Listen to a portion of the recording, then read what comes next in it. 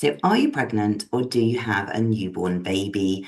Maybe you're already struggling with body image and food. So, let's talk about pregnancy and postpartum issues. If you're struggling with an eating disorder or disordered eating, I'm Harriet Frew. This is the Eating Disorder Therapist podcast. I support people to overcome disordered eating and find peace with food. So, thank you for being here.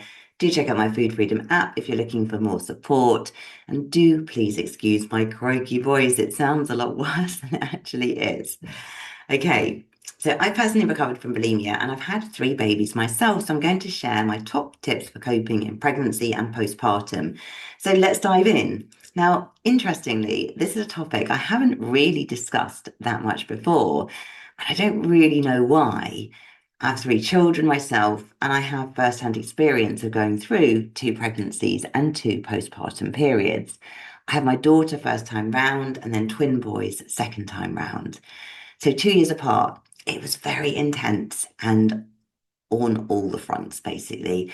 And pregnancy can be challenging because if you have body image struggles and food anxieties as well, if perhaps if you previously used food or a focus on food as a means of coping, pregnancy and babies, as much as they're wonderful, they can bring change and life upheaval. So you can feel quite out of control. So you might want to almost use like focus on food and body as a way to control this uncontrollable situation. Now, sometimes as well, isolation or loneliness or a change in your body, a change in your identity, all things that happen when we have a baby. It's like readjusting from your previous relationships and, your identity perhaps from who you were before. So having a baby is a huge life transition. The pregnancy, the baby afterwards, it's truly wonderful, but it's also quite hard. Now, an eating disorders supposedly affect about 5 to 8% of pregnant women. Now, I think that's a stat I found, but I think it's probably a lot higher than this because so many people are undiagnosed. So many people as well struggle with body image issues and disordered eating. So I think it's much broader than that. And I think it's one thing to know that your body will change during pregnancy, but it's another thing to actually experience it and live through it. And of course, as well, there's societal pressures to look a certain way during and after pregnancy. Some women embrace the changes that come with pregnancy and birth, but for many, the changes can negatively shift their self-image. And there are some risks as well if you're really struggling. Body dissatisfaction during pregnancy can affect maternal and fetal health, prompting women to severely restrict their eating, or it can trigger a relapse of an eating disorder. And in May 2022, the Archives of Women's Mental Health published a study showing that 52% of pregnant participants and 56.2% of postpartum participants reported feeling dissatisfied with their body image. So pregnancy brings major physical changes that often trigger common fears, things like intense anxiety about weight gain, distress over stretch marks or skin changes, feeling physically unfamiliar with your body, feeling unappealing in your body, worrying about losing your pre-pregnancy identity, or worrying as well about returning to like the body that you were in before. So lots of those fears rise to the surface. You might fear a loss of control. You might fear irrational, rapid, unpredictable changes in your size and body shape. You might worry about feeling like an alien in your body, experience a disconnect where your reflection no longer feels like your own body. And then there's fears around physical and skin anxieties as well, maybe things like stretch marks, scarring, swelling and fluid retention, skin pigment shifts, all of these things. And then as well, all the societal and emotional pressures. So the unsolicited comments, feeling exposed or uncomfortable when strangers or family touch or critique your bump, then we can feel very, very exposed. Loss of attractiveness as well, worrying about feeling less desirable or invisible, perhaps to a partner. And also the social media comparisons, that pressure to maintain that small, perfect baby bump somehow modeled by these online ideals.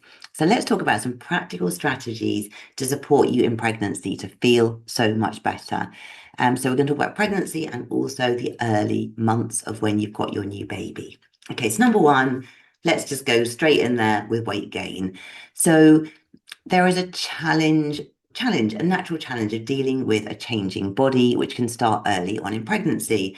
Now, pregnancy weight as well is often unpredictable. It doesn't follow that nice linear line that we all want, and it can feel, for someone that needs to be in control, it can feel scary. Now, and if you've experienced a lot of safety from monitoring your weight before, this can feel like a really uncontrollable situation. But I would just say, as much as you can, surrender to the process, surrender, surrender, surrender. Okay. There is no right or wrong amount of weight to gain. It varies so much. Some people don't seem to gain a lot of weight, others do gain a lot.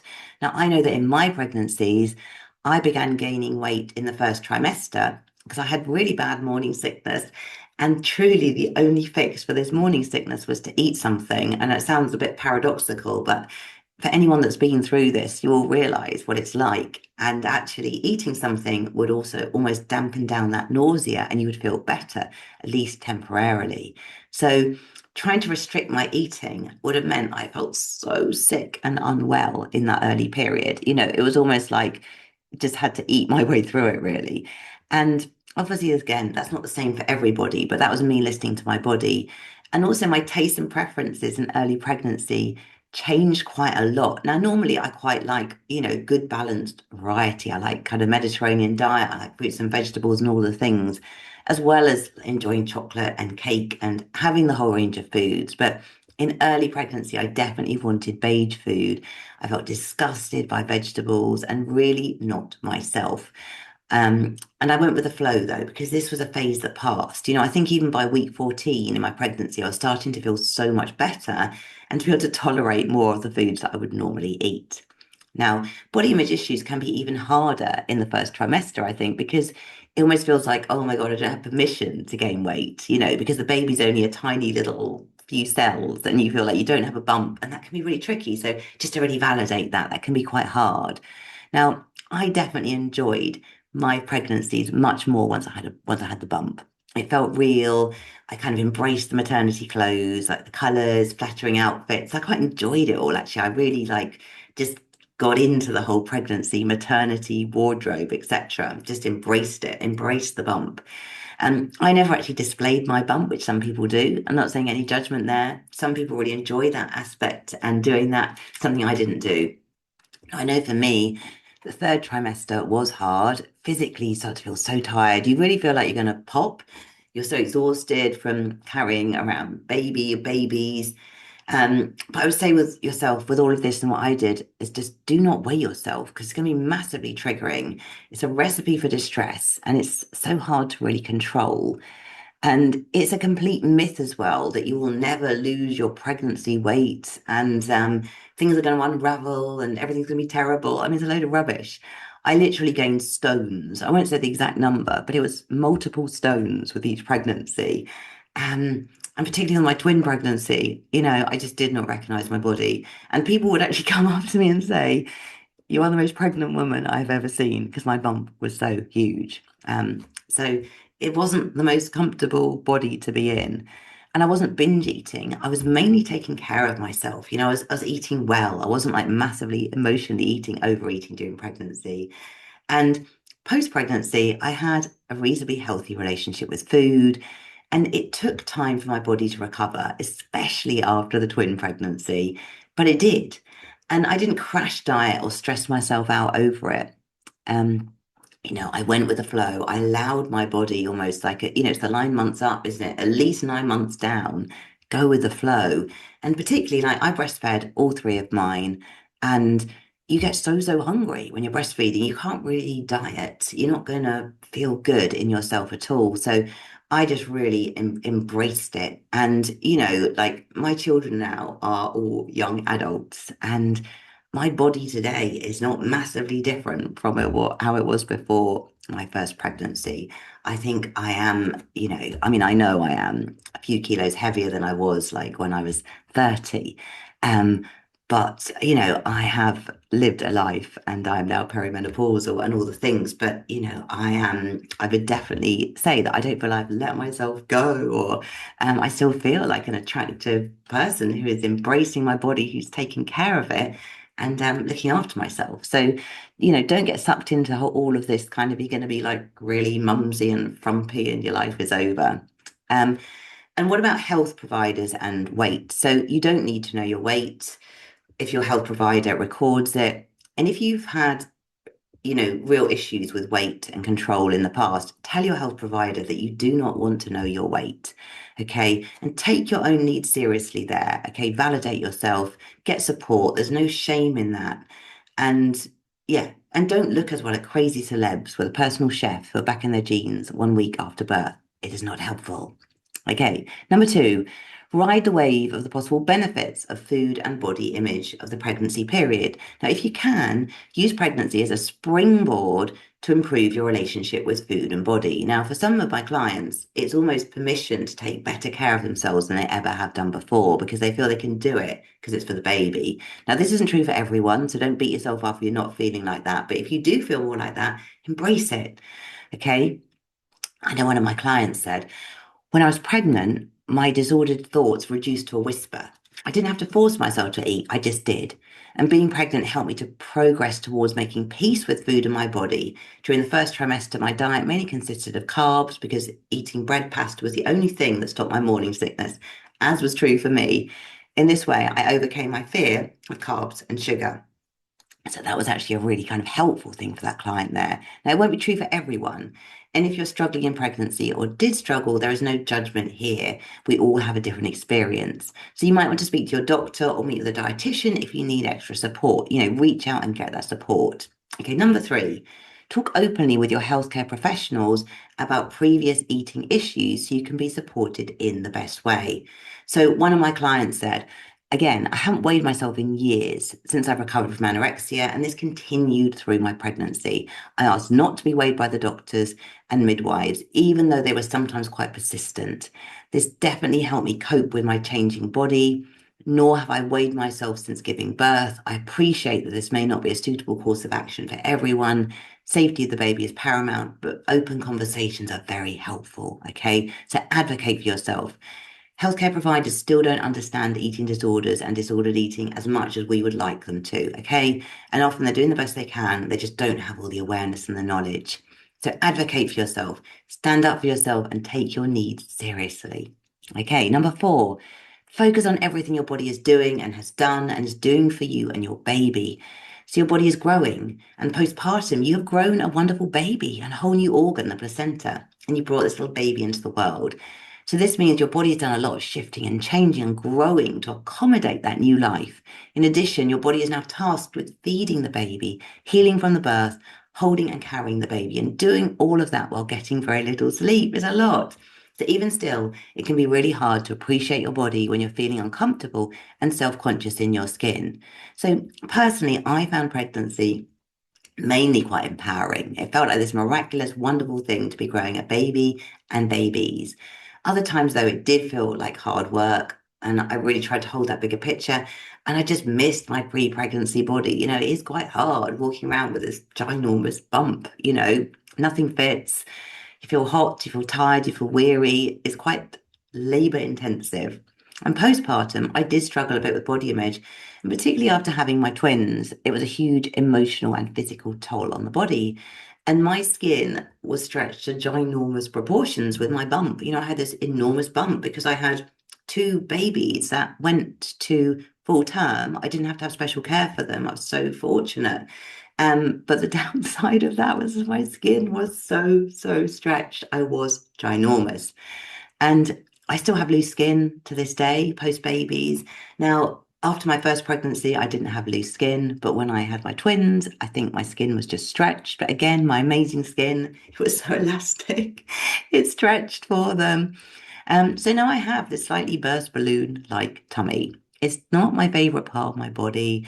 I couldn't really wear a bikini. Well, I could, but it doesn't look the most attractive. It does look a bit like I've had, like a balloon looks when it's burst, okay?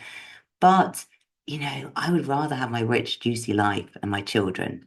And it has improved. My sort of loose skin has improved significantly with just self-massage, exercise as well, strengthening my core.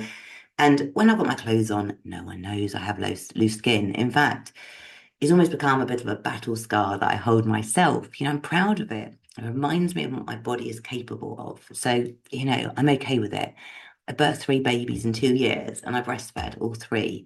So a flat tummy is never going to give me that same reward. It's not. And now I have 3 children. I have 3 children from that. My body did an amazing job. So thank you, body.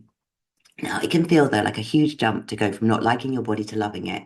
So instead of striving for body positivity, it might feel much more manageable to aim for body neutrality, the place in between love and hate. And rather than focusing on feeling great about your appearance, try working on radically accepting a body that's different, neither good or bad, just different. Okay. Number 5, observe your negative body thoughts when they occur, then reframe them to give yourself grace and compassion. So this tip is a great exercise towards more body neutrality. By bringing awareness to your negative body thoughts, you're able to reframe these thoughts into neutral thoughts or even more appreciative thoughts. So maybe if you're thinking, oh, I hate my belly, it looks so awful, it's different since I've been pregnant. But you might just say, like, my belly looks different now before I had a baby. But, actually, now I have my baby and I'm so grateful for this. And, again, just embracing more of that neutrality. And you think there's stretch marks on my hips, my belly is so gross. Instead, you could say, I'm thankful my body was able to stretch and change to allow me to carry my baby. So again, you don't have to be toxically positive, but you're just trying to be a bit kinder to yourself and just not to go down the rabbit holes of really negative thinking. Okay.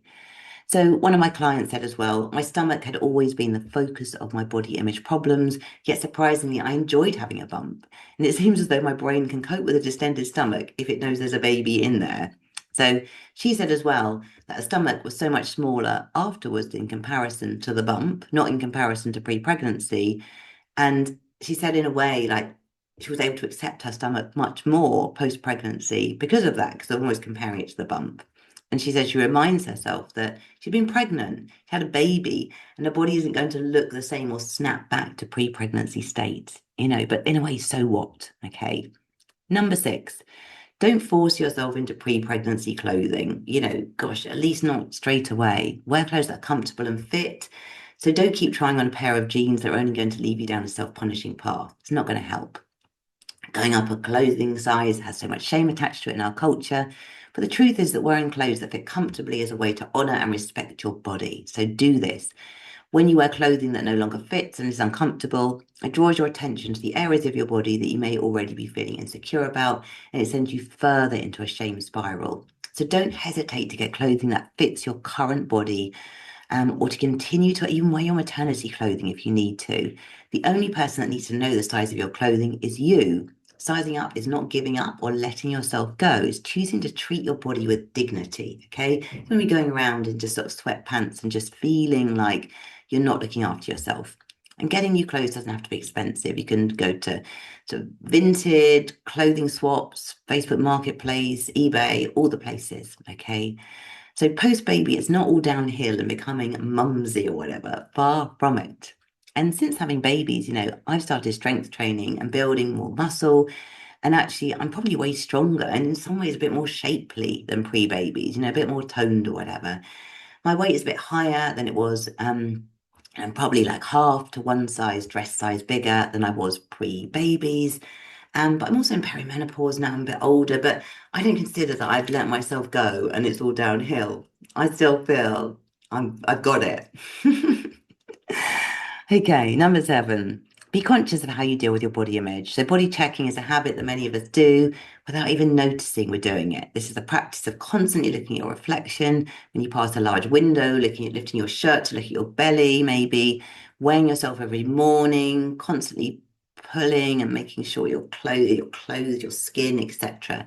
So making an effort to stop this habit when you notice that you're doing it will go a long way towards your attention being taken off your appearance. It's hard to feel negatively about something you're not thinking about constantly and looking at. So I always say this, what you focus on expands. If I had a spider phobia and I start looking for spiders, I would start to see spiders everywhere. So stop body checking, get rid of the scale, put it out of sight. Do things that you would normally do in the bathroom, like brushing your teeth or hair. Avoid the mirror for body checking. Wear clothes that you like and feel good in, so you're not fussing about them.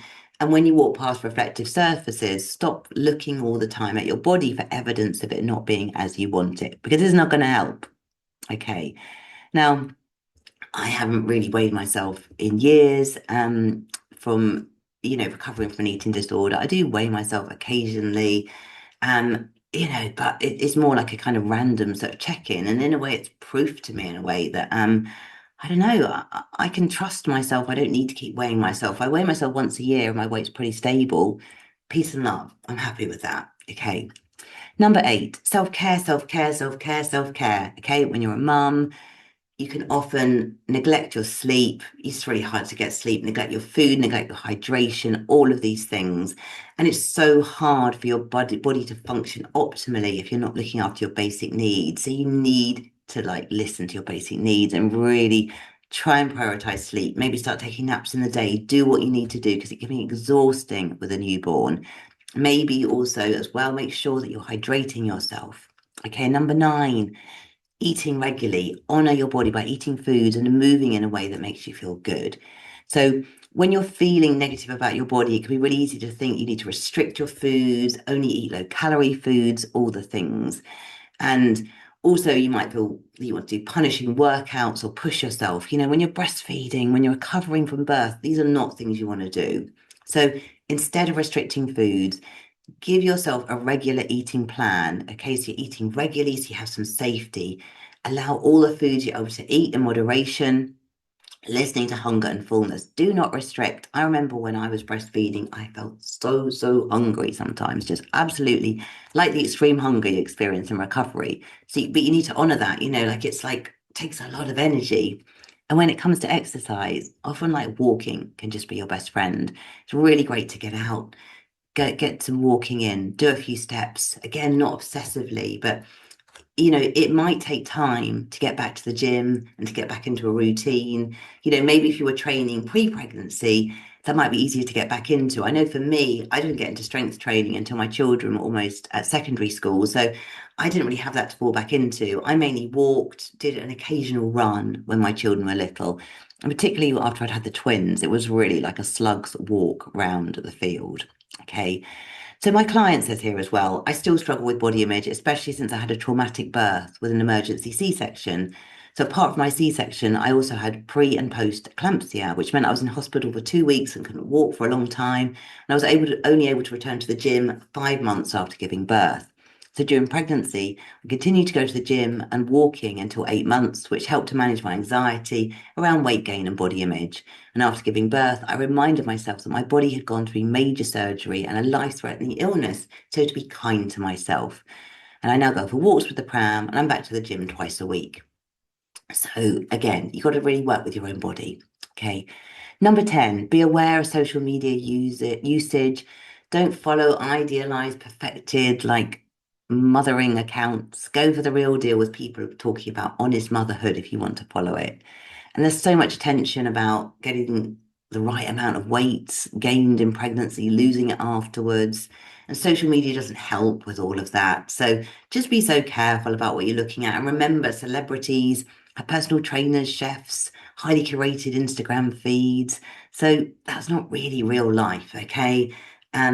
So yeah, don't worry about that. Worry about spending time with your baby and that bonding and all of those other things. So much more important. Number 11, relationships.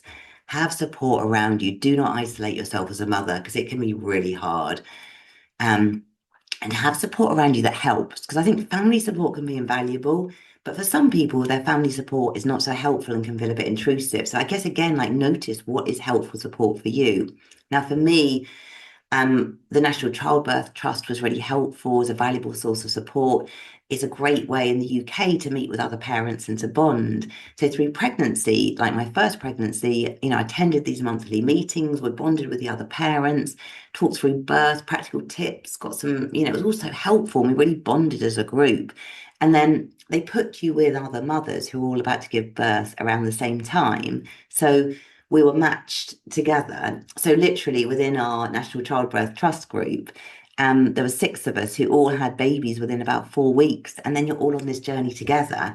And for the first year, that was amazing having the support of those other women, because as well, when you have a new baby, not everyone wants to talk about the minutiae of lack of sleep and exhaustion and breastfeeding and bottle feeding and what to do and all the things. But if you have people around you who are in the exact same place, you've got people that you can talk to about it, and it just really normalizes things. So that was so helpful. And I would even say that's one of the most important things, relationships and getting support. Number 12, have purpose or something for yourself outside the home. Now, I had 9 months maternity leave with each pregnancy. I was able to return to my job in the National Health Adult Eating Disorder Service, where I worked about 2 days a week. I think after the twins, I was literally doing like 10 hours because it just wasn't very practical, and they didn't settle very well at nursery and all kinds of things. But I managed to keep my hand in just a bit. And it enabled me to socialize with other adults, have a purpose and meaning outside of my babies. But I guess this could be achieved as well. Like if you don't have a fulfilling job, you could achieve that through a hobby, a date night, anything with other adults, where you can be a bit of your pre-baby self again, at least for a short period every week. I think this is really important, so important, because it can be quite isolating as a mother. Okay, and number 13 is just zoom out, see the bigger picture, focus on your values, what is really important right now. I mean, sort of thinking about me talking about my like loose skin and the bigger picture of the fact that I have my children and actually the enrichment I have in my life from all of that compared to the changes in my body is far greater. To try to be yourself as a whole rather than just body parts. Think of how you see your friends and family members. When you look at them, you're not simply noticing their belly or their legs. You see them as a whole. So really keep that focus on your bigger values and what's important. Having a baby, having had a baby, rather than focusing on physical aesthetics, appreciate what your body can do. Your body has grown a human. The biggest change now is that you have something bigger than yourself to focus on, your miracle baby, okay?